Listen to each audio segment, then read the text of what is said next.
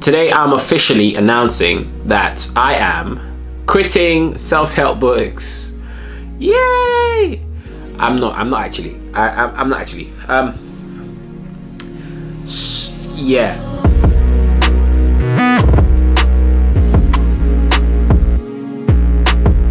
What's up, beautiful people? What's up? Good afternoon, evening, morning. Yes, good afternoon, morning, evening, wherever you're watching. Sorry for that crazy noise. My battery of my screen is dying, but we're just gonna keep going because I've recorded 5 videos today and nothing was to work out for me. So we're gonna go. This is the book I've been reading, and I'm not currently reading. I read it and I never finished it. I'm gonna tell you briefly why. Self-help books, I've literally just started reading, and this is like my first video where I'm gonna officially tell you guys I'm gonna become a booktuber, the baddest, the best. I'm reading a lot more books now, and I'm also part of a dope group of people who are building an app for readers. So now more than ever, I'm more immersed into the reading experience, and I have to do it justice, as I'm literally, talking to more and more readers every day. So I said to myself, I need to learn more. Now, I noticed that I've been in the transition phase. I've been reading for about a year and a half, and I've read like probably over 50 kind of like self-help-ish books, and I realized I'm totally bored of them. And here's when I realized. So I read books for information. I don't really read books to get lost in them. I've never been that sort of person, but I think as you grow up and as you go through life, I think your taste changes, of course. But yeah, like for the last few years, I've been in a place where I needed to be super high performance in spaces where I felt probably not as qualified to be in. So it meant I really had to learn very, very, very, very quickly. And as I started that, I started to learn about money, and I started to learn about being excellent, about, all these different things. And slowly now the books I've been looking for books that tell me about myself. So recently I've started to read more kind of like, Christian books, because I'm a Christian man. And I started to look into those books like that, because they've been giving me a sense of meaning and great quality perspective that I've really been valuing. But to be so honest, like I haven't been buying a lot of Christian books, generally, which I think I'm definitely going to start to do more of now. But after reading T.D. Jakes' Crushing, and I read Invest Your Suffering, I can't remember who the author is.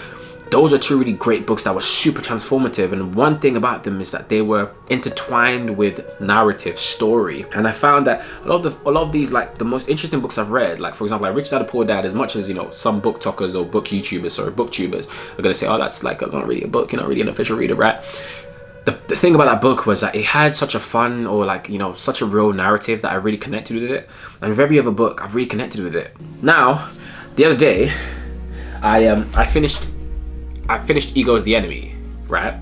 So I finished Ego is the Enemy. I didn't finish it, but I left it halfway. It got like literally a good like 3/4 way through, and I left it because I was like, oh my god, I found this book called Super Forecasting: The Art of Science and Prediction. This is literally the way my brain works, right? I feel like I'm a master predictor. I think like there's so many things I predicted and it happens with business, and I consult people as well on that basis. So I've found that my judgment is really good, right? And I was like, oh my god, a book that explains my brain, fantastic.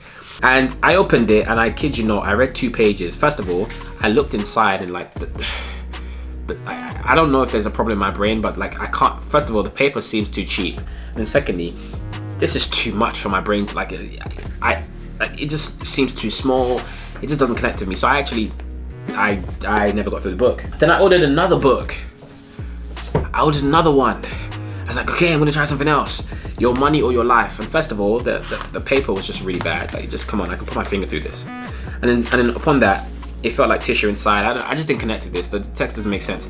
But then as soon as I started to read it, it didn't grip me in from the beginning, and I just can't read books like that. And that's the problem with a lot of self-help books I found, and this is why I think I'm just done with them for now, is that a lot of them, they're great, and I guess they speak to a certain type of people, but for me, I think I've read so many of them that if it doesn't grip me at the beginning with a great narrative and a great story, I just can't do it. But on the back of that, Ego is the Enemy, really dope book. Really, really good book. I have to commend it for so many reasons. Like so many great points.